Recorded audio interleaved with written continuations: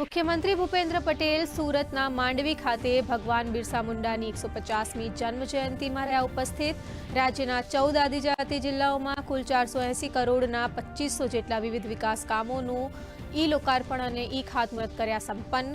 કહ્યું, રાજ્ય સરકાર વનબંધુને વિશ્વબંધુ બનાવવા કટિબદ્ધ। ઓપરેશન સિંદૂર પર વાયુસેના પ્રમુખનું મોટું નિવેદન। કહ્યું, અમે પાકિસ્તાનના 5 ફાઇટર વિમાન સહિત એક AWACS વિમાન તોડી પાડવામાં આવ્યું છે। તો બેંગલુરુમાં આયોજિત 16મા એર ચીફ માર્શલ LM કાત્રે વ્યાખ્યાનને કર્યું સંબોધન।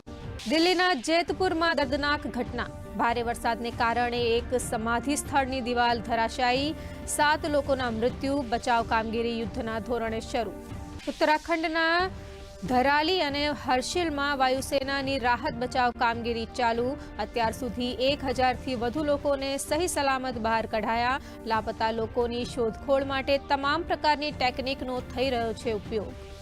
ભાઈ બહેનના અતૂટ સ્નેહના પ્રતીક સમા પર્વ રક્ષાબંધનની આજે દેશભરમાં થઈ રહી છે ઉજવણી। રાખડી બાંધીને બહેન ભાઈના દીર્ઘાયુષ્યની કરી રહી છે પ્રાર્થના। રાષ્ટ્રપતિ દ્રૌપદી મુર્મુ અને પ્રધાનમંત્રી નરેન્દ્ર મોદીએ દેશવાસીઓને પાઠવી શુભકામના। ગાંધીનગરમાં રાજભવન ખાતે મુખ્યમંત્રી ભૂપેન્દ્ર પટેલની ઉપસ્થિતિમાં રક્ષાબંધન પર્વની ઉજવણી। લઘુમતી સમાજની બહેનોની પણ કાર્યક્રમમાં ખાસ ઉપસ્થિતિ। શાળાના વિદ્યાર્થીઓએ ઓપરેશન સિંદૂર અને પ્રધાનમંત્રી નરેન્દ્ર મોદીના સુશાસનની ઝાંખી કરાવતી 100 ફૂટ લાંબી રાખડી રજૂ કરી। સાબરમતીથી થઈ રહ્યું છે સમગ્ર પશ્ચિમી ફ્રેટ કોરિડોરનું સંચાલન।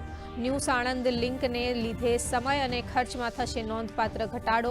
DFCCIL એ અમદાવાદ યુનિટની તમામ કામગીરી કરી પૂર્ણ।